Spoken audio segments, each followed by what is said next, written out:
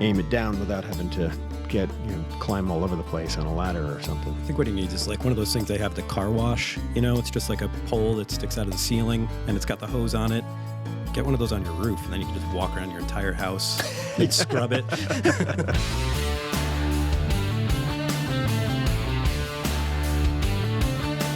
Welcome to the Fine Homebuilding Podcast, our weekly discussion of building, remodeling, and design topics aimed at anybody who cares deeply about the craft and science of working on houses. This is Senior Editor Patrick McComb. I'm joined by Associate Editor Matt Milham. Hello. And Rob Watzak, Digital Brand Manager. Hi there. You can email us your questions at fhbpodcast@taunton.com. You can find previous podcasts and check out the show notes at finehomebuilding.com/podcast. Well, we got a full show today, so let's dive right into it. So we're back from a little break, and I know I took the time off to work on my projects. What have you guys been doing? How about you, Rob? Mostly just cleaning up my house, but you remember just getting rid of junk. But you remember a couple of weeks ago I had to deal with my my backed up sewer line. Yeah, everybody's favorite thing to deal with. Yeah, and so to recap, it was first live in a 150-year-old house with probably a 110-year-old plumbing system, and the cast iron had a crack in it, and the water backed up and came out through the hole. And I was like, okay, I got to replace the cast iron, and replace that. This was in the basement? This was in the basement. Yeah, I got a full, like almost the full length of my basement. There's a cast iron 4-inch drain pipe that later in life, the previous owner to me patched a bunch of new PVC into with some rubber hose clamp fittings. And I knew the cast iron was a problem for a while, and finally, this sort of forced me to fix it very quickly because we were without a drain for 2 days straight. My wife was showering next door, and did they know? What? Who? Did your neighbors know that your wife was showering there? Well, she went after they left for work in the morning, so I'm not really sure. That could be kind of awkward. We have a key to their house. Sorry to interrupt. Okay. No. So, so I knew that was a problem for a long time, and had just been putting it off. And because I knew it was a problem, I had all the plumbing in the basement, all the parts. So I replaced it with all PVC, right down to the elbow that went through the stone wall out the front of my house. Something tells me this isn't the end of the story. Yeah, so then, I think I might have mentioned that then after that I noticed some gurgling going on because I had to bypass one of the old cast iron vent stacks. And so I put in one of those air admittance valves that seemed to be sized right for the system, and still getting some weird bubbling and gurgling. We should tell people what that is. So it's a little flapper valve on a plastic stub up, right? Yeah. And as the water goes down, it allows air into the line so it doesn't get choked off. Yeah, it's like a little rubber diaphragm inside a cap. I'm guessing there's a spring in there, and it basically lets the air go in one direction. A lot of people call them Studer valves for one of the manufacturers. Yep. Great thing, by the way. Yeah. A huge fan. Huge fan. But it doesn't fix everything, I'm guessing. No, so I was like, oh, maybe I just didn't put a big enough one in. I'm still getting some weird bubbling going on in one of the toilets or sinks. And then go to plunge a toilet that I thought my daughter had backed up, and I plunge it, and water starts spurting out from the wax seal. Awesome. Because basically the entire drain system in my house was full all the way to the top. Oh, my At least it God. didn't shoot up through the sink, the ceiling. Well, no, but see, the thing is that when we first discovered that other thing, that it was luckily just wash water, from the washing machine. It was spattering out of the sink drain. But so I was like, okay, that's interesting. I went downstairs, lifted the PVC pipe that was hanging from straps. You could feel it was full. It was heavy. Yeah. It was heavy. I knocked on it. There was no sloshing going on at all. It was full, probably at least several feet up the runs coming from the second floor. And so 2 more days without a drain or shower. So you just in the had house. to have it snaked? What happened? So of course, this is like early in the morning. I figure this out and just start calling contractors I know for recommendations on plumbers, but most of the contractors I know work with these like small small companies that basically do remodeling and construction. They're not really this kind of a plumber. And finally just called around to some local plumbers, and one guy's like, "Oh, I don't do that myself, but this guy's great." And it was the company. Name was Electric Snake, and they're based somewhere in either Western Connecticut or Wasn't that a Hudson dance from Valley. the 80s? That's Electric Slide. Yeah. Gotcha. Right. So guy was great.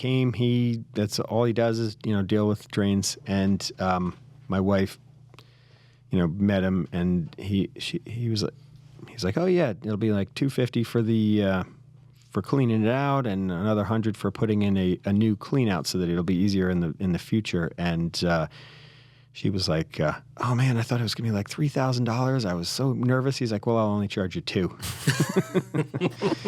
But so really, what he did is, and we were thinking, he's gonna have to dig up the front yard, whatever. He dug a little hole. My soil is sandy. The pipe was only 2 or 3 feet down, so it took him 10 minutes to dig the hole. And he hit clay pipe, which is what runs the 30 feet from my house to the street.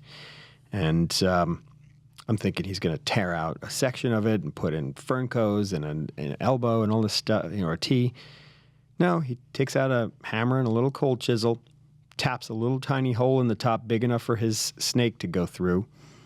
And he snaked it out, and by the length of run that he went, he said it was definitely in the street, in found basically some tree roots that had been bound up with those flushable wipes. Oh, yeah. So that is really, they are flushable, but they don't degrade. No. You're basically saying, your sewer company, your sewer treatment plant will deal with them. But if you have a septic system, that's got to be a real problem. Yeah, and any plumber will tell you that they are a real problem. So don't use those things. Yeah. It's amazing to think about. Or throw them away.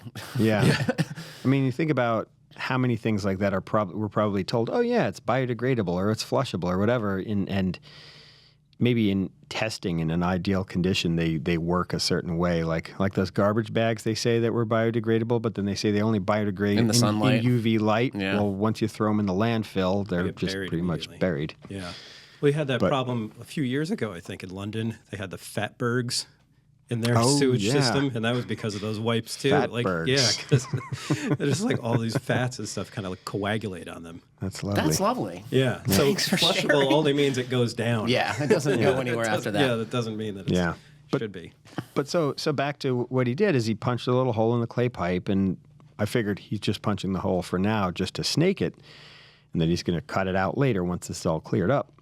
No, then he takes a section of 4-inch PVC with a clean out already glued on the end of it, a little cap, and he took a plastic bag and wrapped it around where the two pieces meet and filled the hole with quick setting concrete. And the thought is that you're most of the time your water's just flowing by, probably only half full in that drain. So as long as there's just a little hole in the top, and it's outside of your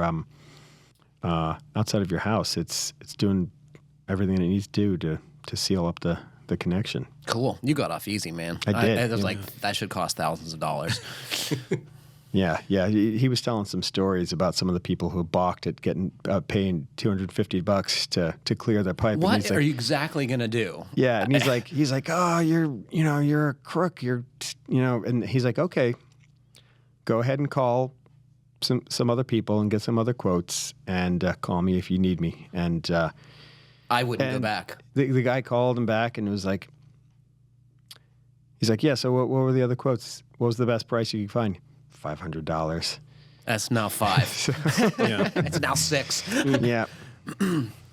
So. Yeah, and that's a nasty job. You should get paid well for that. Totally. Yeah, and he showed up at like 4 o'clock. It was getting dark. I set up a light for him. I mean, he's working till 5:30. This was right before the holiday weekend. And You are so lucky. Yeah. Oh my gosh, I would have had to move into a hotel. We're resourceful and lucky. What about you? What have you been doing? I started work on a Rubo-style workbench. Whoa, no way. We should tell people what that is. Yeah. Well, I I guess some French guy came up with this. French cabinet maker and furniture French maker. cabinet yeah, he had like a shop, and it was just supposed to be sort of like an efficient bench for building furniture on top of. And yeah, so it was something. What are you making it out of? It's Doug fir 2x6. Sweet. Yep. Kiln dried? Yep. Although, all this stuff is stored outside. I don't know how much rain is getting on it and stuff. So it definitely didn't feel that dry when I bought it. It felt dry-ish. So I put it in the basement for a few days with the... And your dehumidifying kiln? Yeah, with the pellet stove blowing directly on it and a dehumidifier. And it seemed a little later. I don't know. But And you're gluing these boards together, I saw in the photo, to make a top, right? Like a conventional butcher block. Yeah, so it's basically going to be, it's probably going to be about 5 1/4 inches thick or so when it's done. This picture of it is after I ran it through the planer last night through this little DeWalt. How did you pick it up? Man, that thing must have been screaming. How did you pick it up? I put it, like if you're going up to 13 inches, you're only supposed to take, I think, like 32nd inch passes. And I was doing like the bare minimum passes. But that thing just yanked that thing right through. It had no problem.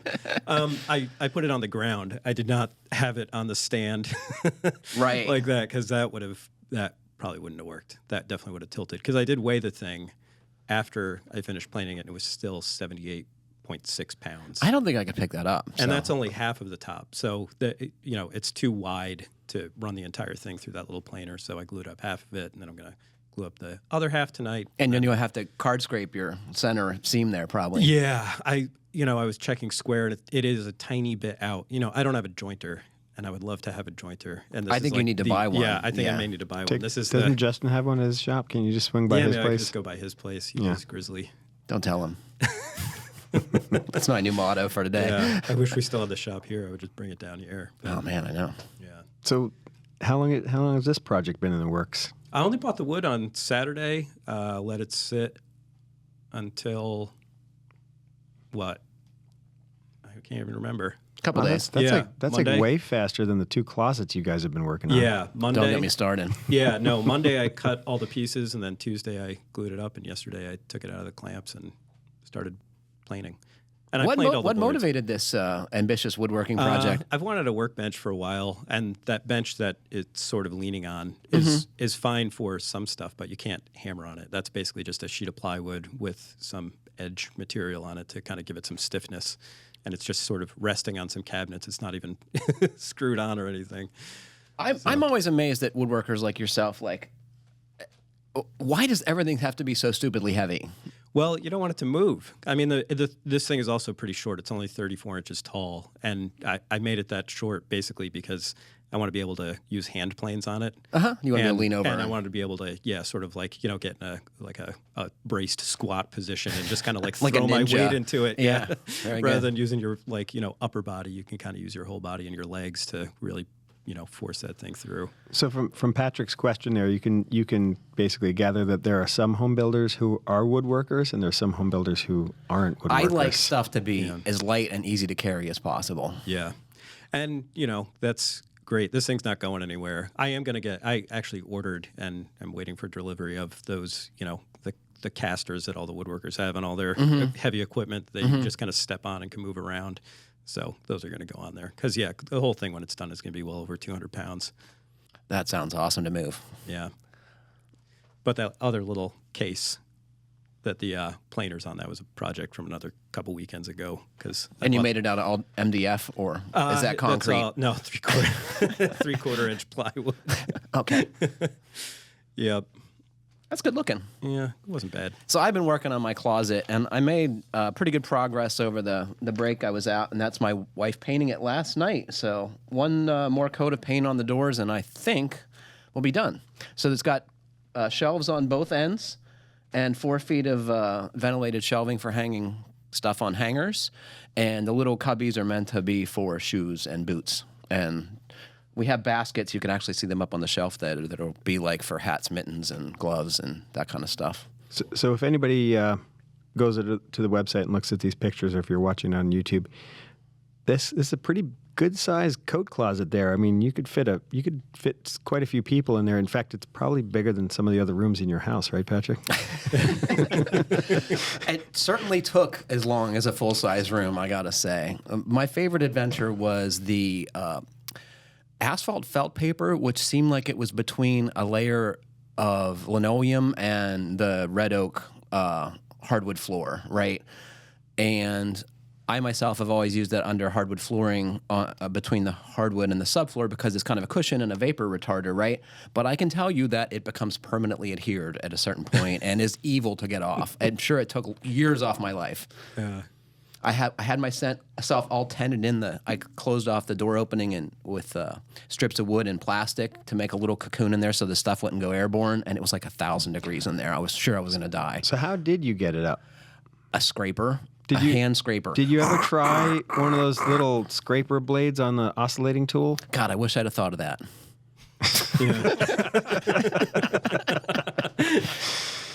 I did use a 5-inch random orbit sander once I got the majority of the tarry stuff off to kind of make the finish more uniform, and then I had to stain it to match our hardwood floor, and I think it came up pretty good. Nice. And I can say that with confidence because it's in the photo hidden with a drop cloth. So I'm happy to get that done now. The next project is to do the bigger closet in our bedroom, which hopefully will start this weekend. Nice. So we'll use this one as our clothes closet for a while until we get that up and running, and then this will be a dedicated coat closet. Yeah. So Kurt from Massachusetts had some feedback. Yeah. Yeah. And it was pretty smart, so I'm going to read not all of his letter, but some of it. Hi, guys. I wanted to put my 2 cents regarding the window condensation issue discussed in podcast 150. My experience has been that windows with metal spacers are more susceptible to condensation because the glass tends to be colder. I had this problem with my Simonton replacement windows at my previous house. The Matthews Brothers windows I use in my house that I just built have Duralite warm edge spacers, which reduces the cold transfer. Anderson uses stainless steel, which is better than aluminum, but probably still transfers the cold. So I haven't heard of this window company before, but it's probably worth a look, according to Kurt. I haven't had any condensation issues except that it was minus 10 degrees. I'm sure it helps at this new house with humidity that is managed through an HRV and a basement dehumidifier. So that's a good suggestion. We didn't address that at all in our discussion of windows getting condensation on them. Yeah, I was actually, after I read this, I was on Green Building Advisor, and I found kind of an older article that Alex Wilson from Building Green wrote on there about window spacers and how important they are for a couple of reasons. I mean, one is the heat transfer, but another thing is that most of the parts of windows, whether it's the glass or whatever the sash material is, move seasonally, with heat, changes in heat. And they were saying that some of the more rigid metal spacers can cause, they don't move the same way that a wood or even a vinyl window would, so that you have more chance of the seals failing. I believe it. Over time. So that, like they were saying, basically aluminum is the worst because it's the most conductive. And it would thermocycle the most. Yeah. Stainless steel is less conductive and usually thinner, so that you have a little bit less of that concern about the heat transfer. But then it went to butyl rubber as the next best choice, and the silicone foam spacers, which I think is what is in a lot of those warm edge spacers that you see people talking about. I think that was a very good insight on our listener's part here. He had another comment. During episode 149, you had a discussion about keeping your ductwork and HVAC equipment inside the conditioned space. One option that didn't come up was burying your attic ductwork and insulation. My ductwork runs in a chase from the basement to the attic and then rests on top of the bottom cord of the raised heel trusses. The ductwork is sealed and insulated to R8. He says it's code in Massachusetts. I think it's code everywhere, well, depending on the climate zone. And then buried with R49 of blown cellulose. So that seems like a good way to go, too. You just have to make sure that you're not getting any condensation on the ductwork, right? Yeah, and also I think one of the reasons why I would have hesitated to bring that up originally is that you've got to make sure that whoever is installing those ducts does a really good job of sealing all the joints, because if it's packed in cellulose, I mean, you don't want to be sucking that stuff into your ductwork. Agreed. Right? There's a discussion of this on Green Building Advisor. The article is Burying Ducts and Attic Insulation by Martin Holliday. We'll put that up on the podcast page so you can look at it if that's of interest to you all. Wow, I feel like we've already had a full show and we haven't even gotten to any questions, so we better dive right in. All right, so Dave in Delmar writes, my question deals with getting advice from professional contractors. I'm a DIY homeowner, albeit a relatively skilled one, with kitchen and bathroom remodels, along with doors and windows, decks, and a couple of sheds under my belt. I bet that guy's huge. I usually try to read books or magazines, FHB he identifies, and do the jobs the correct way, but there are times when I'm faced with a job where there is no guidance. That seems like every one of my jobs, I gotta say. This is especially so in my current house, a 1902 Dutch colonial that appears to have been built with whatever wood scraps were left over after a barn was dismantled. Which is all of them. There are times I want to call a pro and get their advice on how to approach a problem. I don't want free advice. I'm happy to pay for their time and expertise.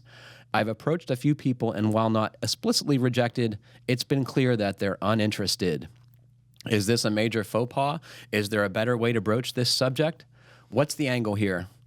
Well, Dave and Delmar, I think your only hope is to ask us. No, I couldn't think of anything when I first read this, but I was thinking just now, I was like, you know what? You need to find out where some good contractors go for beers on Friday. Man. That's what I was thinking too. Go out and buy them a couple of rounds of drinks and just start chatting about stupid stuff. And then once they've got a couple of beers in them, you bring it up like, what do you do? Oh, I got this current and then coincidental. Yeah. You got to be really careful, though, about where you're getting advice, right? Because there are plenty of bad contractors out there. Just because somebody is a professional doesn't mean they know what they're doing. Yeah. And I mean, if this were me and you were coming to me and I'm a builder, I want that job. I don't want to just give you advice. But also, if I'm giving you advice, and you go out and you do something silly and your house falls down, like, I don't want you to come my problem? Yeah. Like, what is my liability at that point? I don't know what you did. Did you do exactly what I tell you to do? Just explain. And if you did, and it came down, if I'm doing the job, I'm insured. But are you going to sue me? And just explaining jobs with all the nuances that go into something, like, I don't know how you could do it without seeing stuff. Yeah, I mean, maybe there's some small project you can hire someone to do, and then while they're there, pick their brain about some other stuff. I don't know if that's really a viable option, though. But I can say in the building science arena, the community on Green Building Advisor is fantastic, and they are willing to help just about anybody who is not a complete jerk. Yeah, I mean, just the other day, I asked questions. Even though I used to be an editor on that website, I still go there all the time and either do research. But one thing, and this is something I think maybe he's in the same scenario, is that you're accustomed to going and searching for someone who's already answered the question, but sometimes when you have a unique question like this, you have to go to the forums and ask it directly yourself.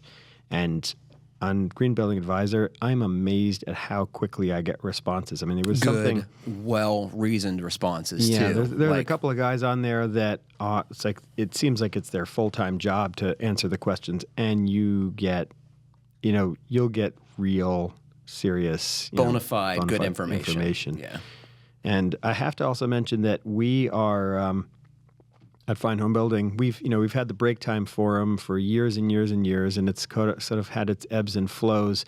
But pretty soon, maybe even by the time this podcast airs, we're going to be pulling that back into the website proper. So we will have a similar setup to the Green Building forum. But we're making no promises that the information is going to. No, I mean, well, that's the problem with the forum. It's like, just like talking to a local contractor. It's like you've got to kind of. The good thing about a forum is if it's active, you get a lot of different responses. You can kind of and some people will say, that's bad advice. Don't do what person X said, which is what you need. So basically, having the most, as many different opinions as you can on you might be able to sort of zero in on what one makes the most sense, and especially in a situation like this where you're talking about unconventional building systems or atypical scenarios, you really have to try to find someone who's been in the same boat. I Totally agree. Yeah. So send us questions and put them on GBA if you want. Yeah, it's just Green Building Advisor. If you just go to greenbuildingadvisor.com and go to the Q&A tab on the website. So that was a good question, and I hope that was helpful. This is from Luke from Virginia. I'm a huge fan of you guys, so thank you for doing what you're doing. I just finished podcast 148, and I have a similar decision ahead of me as Dan from podcast 148. What to do about peeling clapboards with lead paint. In July, my family bought a 1920 farmhouse that I've been fixing up and restoring its original charm. My dad was a carpenter for 25 years, so I'm leaning heavily on him and you guys. We're not currently living in the house, which makes things a bit easier. I've intended to restore the original lead-painted wood clapboard, but the lead paint is giving me a little pause.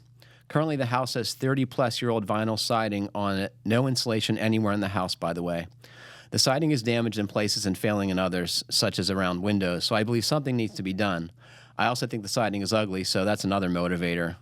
I wouldn't hesitate to rip it all off, sand, repair, prime, paint the wood. I don't mind painting the house every few years, except the fact that it has who knows how many coats of lead paint. We have 3 kiddos from 1 to 7, so the lead is a concern. It sure is. What are your recommendations? Here's my current thinking. So he has 3 options of what's going on, and we have some photos of his house, which is quite attractive, I got to say. Option 1, get a company to remove the siding in a lead-safe manner, and if not in terrible condition, to prime and paint the original clapboards. Total estimate at $8,000. I don't know where his numbers come from, but I think that would be That sounds pretty that would be a reasonable. good deal. Yeah, because I mean, where I live, you wouldn't even get the thing painted for that much. No way. Hire out the siding removal only, $2,000. Once again, that seems low. Then assess the clapboard myself, rent scaffolding, and prime paint as safely as possible. Option 3, forget about restoring the original wood clapboard, remove the siding and install new siding, and get a third job to pay for the hardy plank. Yeah. Well, you got 3 little kids, so I don't think that's an option. If option 1's only going to be $8,000, Go do for that. it.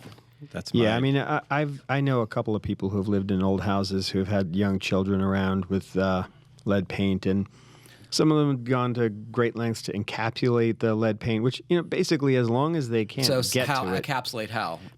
I mean, vinyl with siding like these with guys vinyl have siding already. is the- Yeah. But it's always a risk. I mean, I had a friend whose daughter had lead poisoning when she was really young, and it was because she was climbing up and handling some trim and some furniture that had lead paint on it. Kids want to play in window openings, right? And the sill is where all the lead chips collect from the window going up and down, and they want to play in there, right? I remember doing that as a kid. That might explain some things to you guys. Same. Yeah. So that's a problem. But yeah, so I mean, if you follow the EPA guidelines and do everything to the T with the testing and the site prep and protection, I'd say if you're really ambitious, you could do as good a job as as a remodeler who's been certified to do the lead paint remodeling. But is it worth the risk? I don't know. I mean, I kind of come down on the same side of this equation. I think it's totally within the realm of a good DIYer's ability to strip this paint safely and repaint. I think there's good reason to do that. If you look at the photographs, the detailing around windows and stuff is really dodgy. Almost certainly there's water getting behind this siding, and gosh knows what it's doing inside the building envelope. So, I mean, I think there's a good reason to take the siding off and see what's going on back there. As far as, either repainting or replacing the clapboards, that's a tougher call. A complete strip of paint is going to cost thousands of dollars, and it has to be done conscientiously or you're going to spread lead everywhere. and you really have to do an evaluation as it's coming off on whether that wood is really worth saving. Yeah. And it could vary depending on where it is on the house. Almost certainly the stuff up closer to the overhangs is going to be in better shape than stuff lower down where water has a chance to run in. So Yeah. Yeah, so I mean, maybe it's you hire someone to do the removal and then you kind of have to make a call after that on whether it's worth saving. I think that he could easily take off the siding himself if he had some good staging. It's not hard. It pulls right off. Yeah. What do you have to say about this whole thing? I mean, those costs seem really low.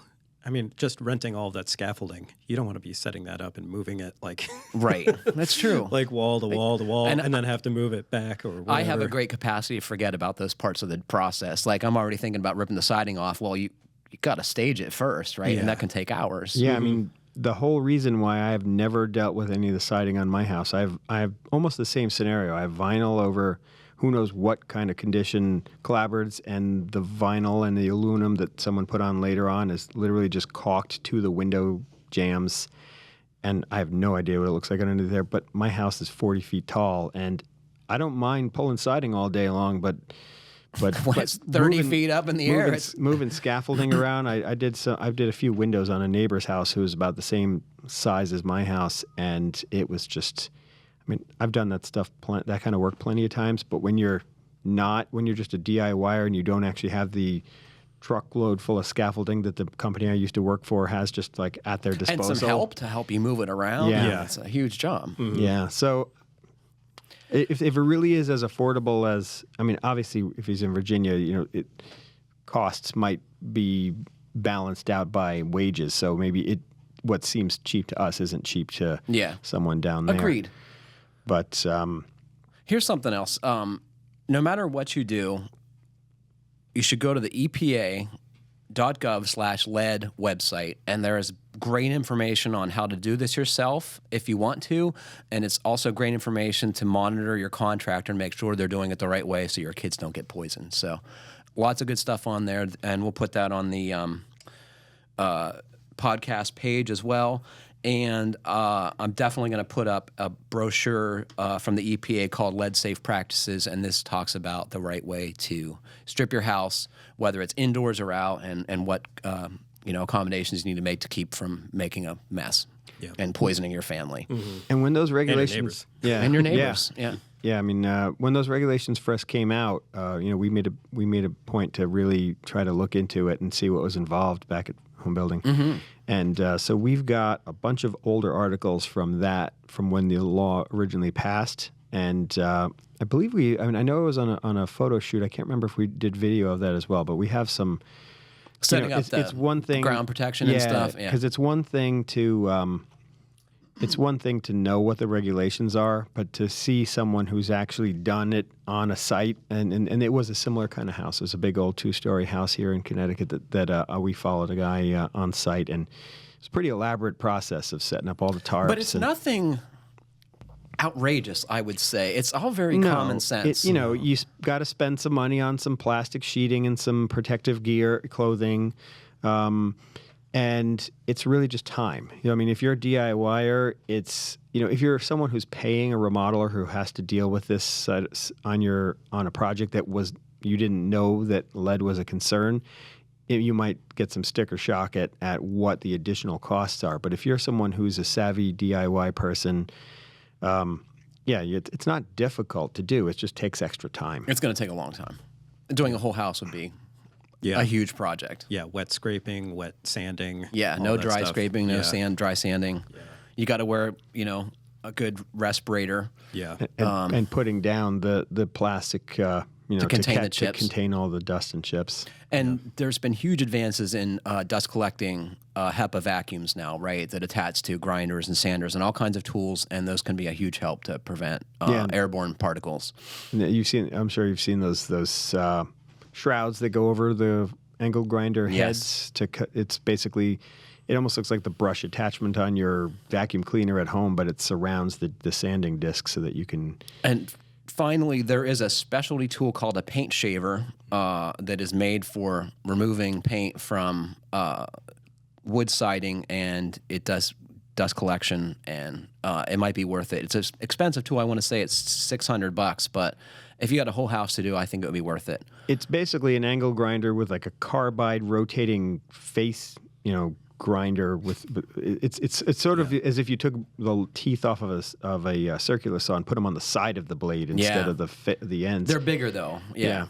And the one thing with those is that metal fasteners, whether it be staples or nails, can be a problem. Justin says it pulls them right out. It's not a problem at all. Yeah, Yeah, but but depending on the condition of your clapboards, it might do a number on the clapboards. Yeah, that's the thing that I would be most worried about.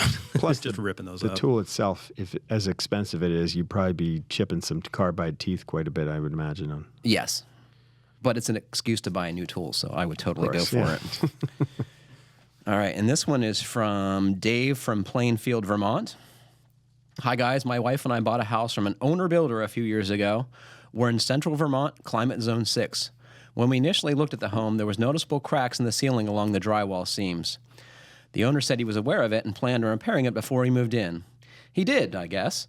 His solution was to heap 1/8 to 1/4 inch layer of joint compound over the cracks in a pretty mean way. Needless to say, most of the cracks reappeared eventually, and especially after the humid summer we just had. The seams were all originally taped with mesh tape, and the builder did an excessively thick scum coat over the entire surface. The house is built with trusses, 2 foot on center, making a clear 30-foot span. I don't see how that's possible, but the drywall is installed perpendicular to the truss's bottom chord. Half the house is an open floor plan with a thick wet wall down the middle, which is parallel to the trusses. There's one wall that runs perpendicular to trusses for the bathroom. These interior walls do not have attachment hardware that accommodates truss uplift, though that doesn't strike me as being the cause of the issue, judging from where I'm seeing the cracks. My question is how to best repair these seams so they stop opening up after a year or two. I really appreciate the podcast and everything you're doing. Well, thanks for that. I've seen some pretty nasty drywall finishing in my time, and Nothing quite that that is bad. pretty impressive. I don't know how you get that much compound on and still see the tape. That's what I'm most impressed by. But no, I've been on projects where people requested that look because it was That's trying Venetian to, plaster. Yeah, Venetian. Make it look like you don't know what you're doing. That's horrible. Yeah. Yeah. So you guys have a little more experience lately with drywall taping features in the magazine, right? So I mean, is maybe the tape itself the problem, or I do you think that could be the problem. I think it could be the only problem, and if it's not the only problem, it's part of the problem. Mesh tape is meant to be installed with hot mud, and a lot of people don't realize that. Yeah. And I think it's terrible, generally, for everything. A lot of drywallers, I think, don't like it for, like, on a new install like this. They prefer paper tape because I think it's stronger. I don't know if it really is or not, but I know in one build I did, they used the drywall guy that came in. He used all mesh tape, and it was cracking within weeks. Yeah, I mean, we were still working on the place, and it was all I've cracking. had very poor luck with it. I don't think it's a good product. Yeah, I mean, what is the draw of the mesh tape? I mean, It doesn't bubble. Yeah, so it doesn't bubble. It most of it's self-adhering, so you can just stick it up there And then mud over it. So you don't need to put on compound, put up your tape, and then go over it again. So yeah, it's just easier to use. Get rid of the mesh tape, redo it with paper tape. Yeah, that's the thing. Like, do you take all that drywall out and start over? I think that's the easiest way. To be You mean to honest. start over? Yeah, take just all it the out, start over. drywall out. Oh, man. That may be. I don't know. I mean, I would take all say that compound down? if it were me, I would probably go in there and sand it as flush as you can get it, where that previous owner made a mess, and I would Do it just again. go over it. Yeah. Just go over it with some good paper tape. Yeah. Good paper tape. You might want to buy yourself either a Porter Cable drywall sander or rent one. I think some places will rent those. If you really want to spend some money, Festool has one called the Planex. But a drywall sander in a habited space is a huge labor saver in return in terms of cleaning up dust. It's going to make a lot less dust. And your shoulders will thank you. Yeah, because sanding over your head is brutal. Now, aren't there some other alternative tapes out there that you guys have covered? Yeah, recently? Fibofuse. So I like the Fibofuse, but I don't like it for inside corners, like you suggested. It's hard to use. I've not found anything that works better than paper tape on inside corners. Yeah. But it's great on the flat seams and butt seams. Now, going back to my question about the mesh tape, I mean, the reason why I'm unfamiliar with that is because I try to avoid taping whenever possible. No, I mean, I've done plenty of taping, but in the future, if I were going to do a large project, I would probably hire it out, just because it's just, if you're not a practiced, a skilled taper, it's going to take you so much longer than the people who do it for a living. But, yeah. So you could invest that time in becoming proficient, though. Well, yeah. Right? I guess it's really a matter of priorities, right? Yeah. It's like, do you have a lot of time and patience, or do you have more disposable income? Yeah. I can answer for myself. The reason I tape my barn is because I just couldn't afford it, right? Yeah. So 70, 12-foot sheets, all kinds of inside and outside corners. I'm sure that took years off my life, too. It's not my favorite task. It helps to have friends who don't mind working on projects like that. This goes back to the buying a beer for the contractors. buy some beers for some friends, and if you're no good at taping, they couldn't be any worse than you. Did you see the other part of that guy's question about that little figurine in there? Did you recognize that? No. What is he talking about? This little thing. I don't know if Jeff can get the picture back up. This tiny little pink thing. What is in the it? corner there. It's a muscle man. I recognized it immediately. Is I had that to a look toy? up which one it was. Yeah, it was like it was in the U.S. in the 80s. I think it started in Japan in the 70s. And you guys you're a little older than me. So Thanks for reminding me. May have skipped your generation. I don't know. The name actually does sound familiar. I don't remember exactly what the deal was. You could buy little packs Muscle of them, Man. I think. But yeah, this particular one, I had to look that up because I didn't know what that was. Maybe it's worth something, and you can put it towards the. It might be. The cost of the drywall repair. drywall. They probably repairs. sold millions of those things, but that particular one I think is called Black Hole. Dave, got a hole for a Dave from face. Plainfield, I should tell you my wife grew up in St. Johnsbury, so I know where you're from, and it's lovely there. Maybe the coldest I've ever been in my entire life was... Yeah. I was a night there. I was visiting my wife's aunt and uncle in Burke, Vermont, and I think it was 38 below zero. Real temperature, not wind chill, actually 38 below. Mm-hmm. A very interesting thing happens when it's that cold is flat spots freeze into your tires. I was just going to say that, and they start to stick to the ground and it sometimes goes like too, don't they? bop, bop, bop, bop, bop, until it gets warmed up a little Yeah. bit. And yeah, sometimes you can't move a car because it's frozen to the soil. Mm-hmm. It's pretty exciting. Great. That's when it hurts to breathe. That's when you can throw a bucket of water outside and it turns to ice in the air, right? Yeah, I've seen that done. It's pretty impressive. This question is from Adam. He doesn't say where he's from, but my guess is it's someplace south of the Mason-Dixon line because his question talks about mold and algae. Gentlemen, I love working on my house and being a master of my own stuff, but I despise scrubbing my vinyl siding. It's my least favorite thing to do. I'm surrounded by trees, and there are numerous areas that don't get direct sunlight. It feels like I'm constantly scrubbing one section while another is growing green. I don't power wash anymore as there's too much water and potential for problems. A soft scrub is the way to go. Is there a product out there that will help deter mold growth? Ditto for my concrete walk, constantly getting green. Will a concrete paint slow or prevent mold? So let's unpack this a little bit. So what's the first problem with pressure washing, guys? Well, if you're standing on the ground driving water behind the siding, that's not a great thing to do. And I see people doing that all the time. Yeah. Professional power washers just stand on the ground and wash up.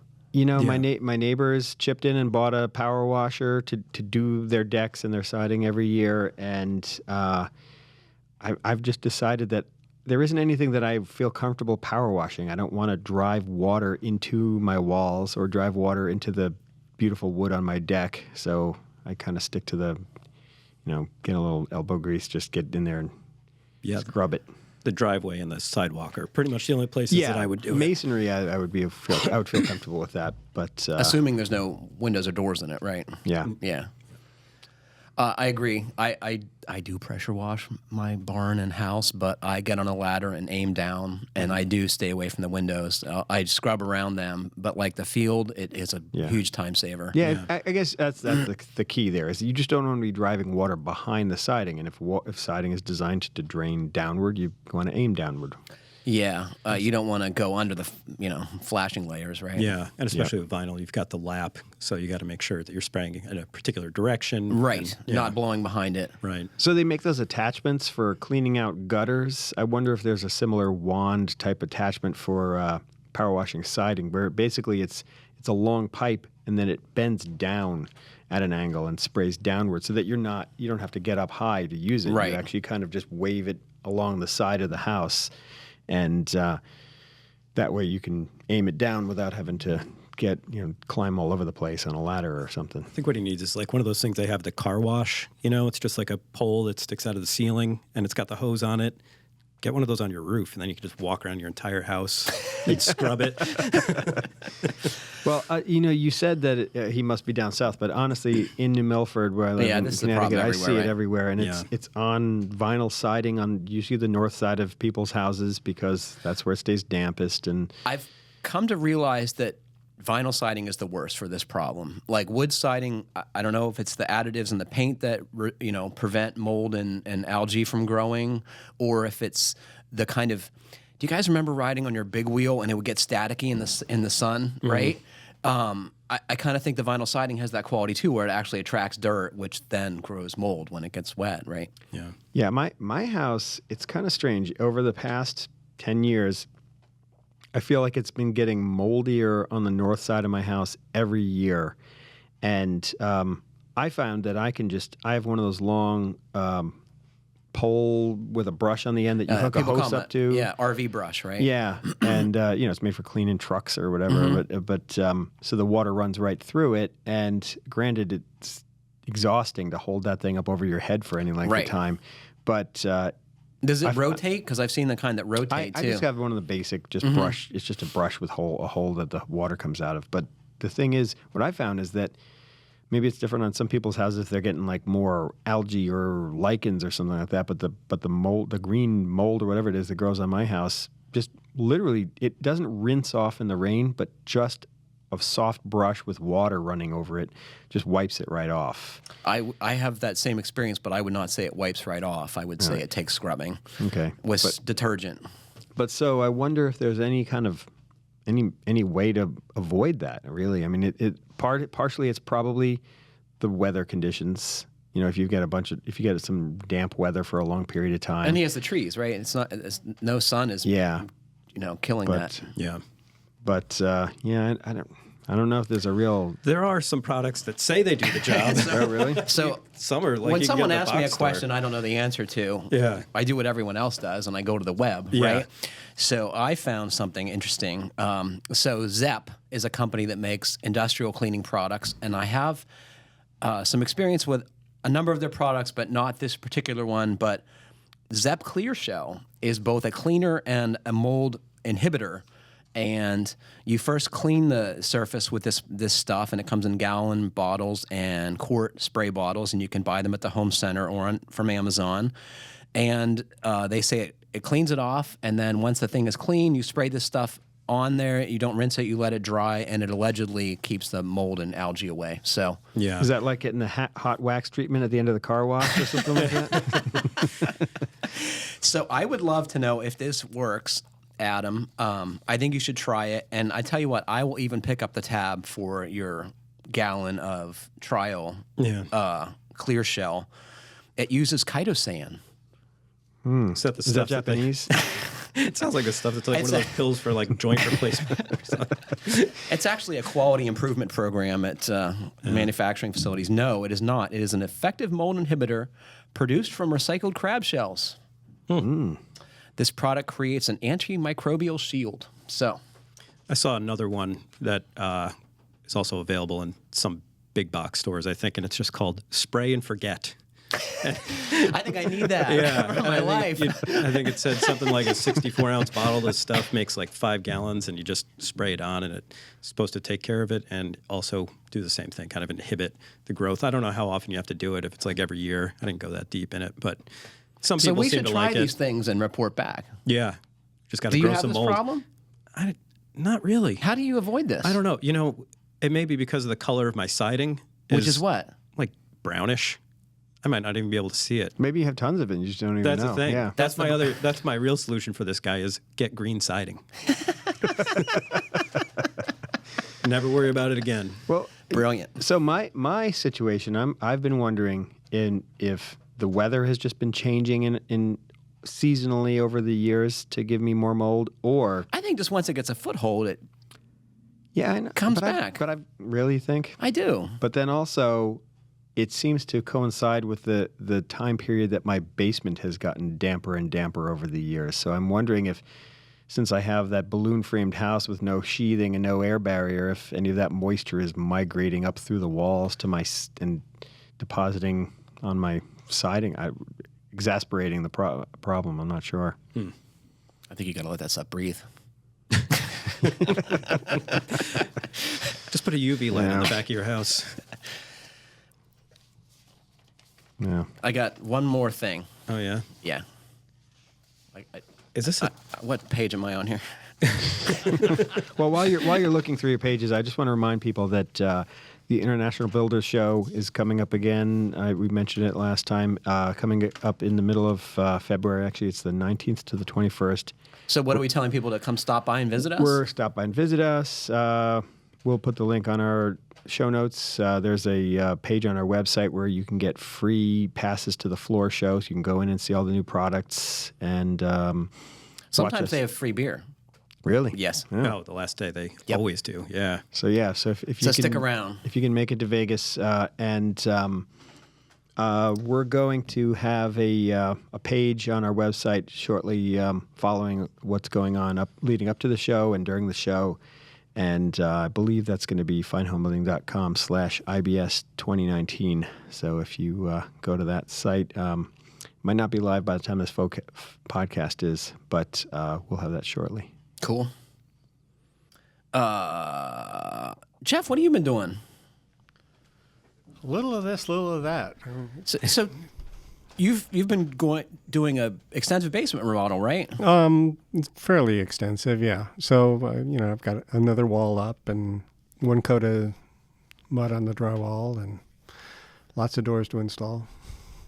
And what do you plan to do with this space? Basically, it's just dividing the utility space from the semi-finished part of the basement. And what do you do in the semi-finished space? Is that your man cave and bar? Yeah, kind of. Cool. Yeah. Air hockey table and home theater and Really? yeah. You have air hockey? I do. Coming over. Totally. I love air hockey. I wish It's now a lumber rack, but That's less fun. Yeah, see, if I put an air hockey table in my damp basement, within a couple of weeks, it would look more like a foosball table with green grass growing. When'd you get a pool table, Rob? Yeah. So where are you at now? What's the next step? I need to do another coat of drywall. I've still got some framing to do in a different area, but Do you enjoy it? Like, are you? I mean, yeah, I'm kind of like you. It's like I need a project. So if I don't, but honestly, I don't enjoy it. I found myself like really just frustrated my entire closet project. Just like everything was a challenge. So Really? it's not therapeutic at all. See, it's that's- like anxiety inducing. That's why you're a home building editor, not a home builder. Oh my God. So I couldn't be a contractor. I would never sleep. It's just like too much to worry about. I have great sympathy for people who especially remodelers, right? Yeah. Yeah, I mean, you gotta have a lot of respect for people who are out there every day and just making this stuff happen, because you're constantly juggling so many different projects and so many different priorities. And I think the hardest thing is actually just, especially if you're a remodeler as opposed to a home builder, is it's all about having a relationship with the people you're working for. Yeah, and you're in their house, Yeah. messing it up. Stressful. Yeah. Like, that is a problem. It's going to look worse before it looks better. And it's a freaking ton of work. That's the other thing that, it's easy to forget about here in our clean offices, right? But it's like, it is exhausting hard work. Well, yeah, and what I was going to say when Jeff was mentioning where he's at is that, when the drywall goes up and the coat of tape goes on, it feels like it's almost done to most people. So not and done. you're like maybe halfway done at that point. So not done. Well, depending on the level of finish and the type of room you're working on. I mean, The drywall always feels like the longest part of the thing to me. Everything goes fast until I'm finishing drywall. And then when it's finished, though, you think you're done, but then you still have tons more work to do. Yeah, but that the part's painting fun. and the trim and the fun stuff. Painting's not bad. The trim is fun. The finishing drywall to me Yeah, is so I get it. tedious. Yeah, that's why it pays to either have good trades people to work with or a big enough crew that you got guys who like to do different kinds of stuff, so that it's.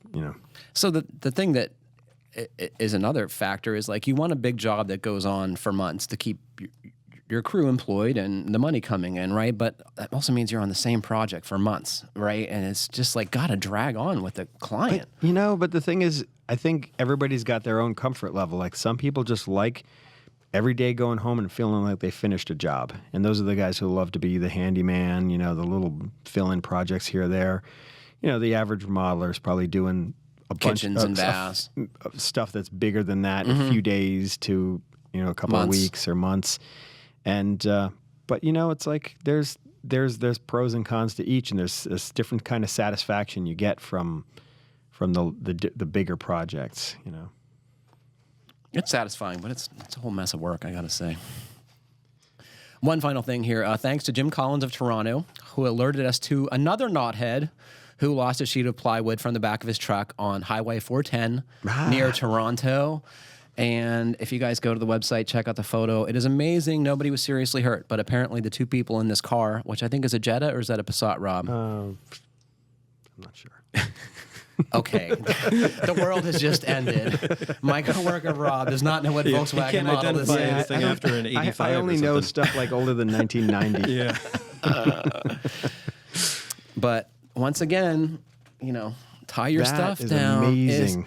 It's if- like this piece of plywood is sticking straight up in the air on a highway out in someone's windshield, and it kind of looks like it's sort of cantilevered between the steering wheel and the top of the windshield frame. Yes, and And it's pointed. It's then the point of the corner of the plywood is like right where the shift lever the is. shift knob, yeah. And so the people in that car probably got some glass sprayed on them, but it doesn't look like anything hit them. Yeah. They got Maybe a couple real of lucky. splinters. It's That is just real miraculous. lucky. I mean, That's it's amazing. really a miracle.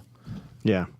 Can you, how many times have you seen especially in the old days when we were young, living in rural areas, pickup trucks driving down the road with all kinds of stuff in the trunk and no tailgate, and in the bed and no tailgate, and it's like I guess I think they were hoping to lose it. I mean, that's an inexpensive way to get rid of your stuff, right? And just Yeah. like sprinkle it along the highway as you go along. Yeah.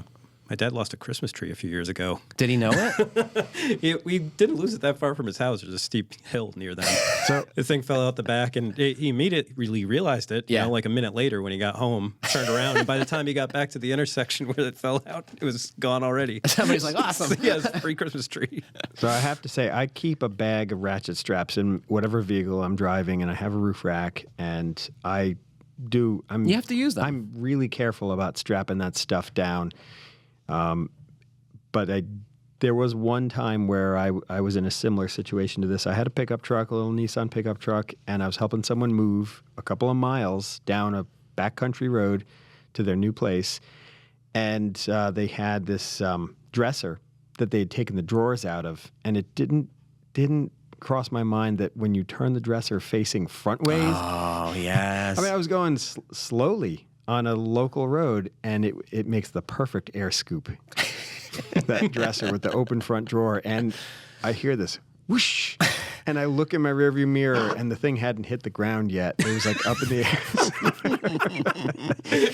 And it just started spinning across the road. I mean, luckily there was a quiet road. Nobody was on the road. And I put the thing back together.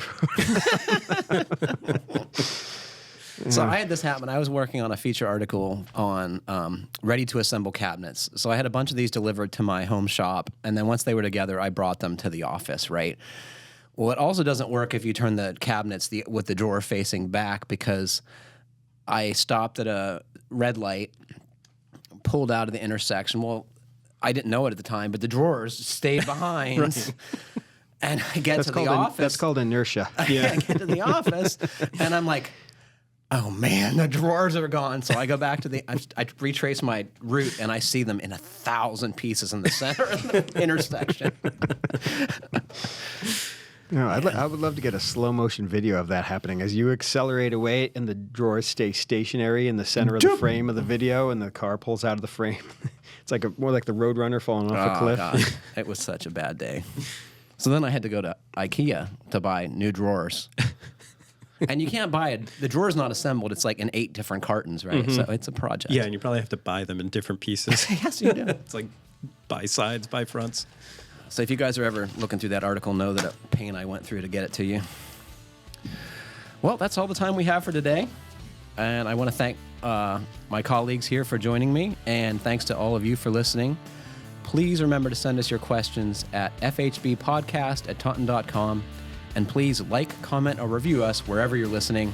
It helps other folks find our podcast, and it makes Matt feel better. Yep. Happy Happy building.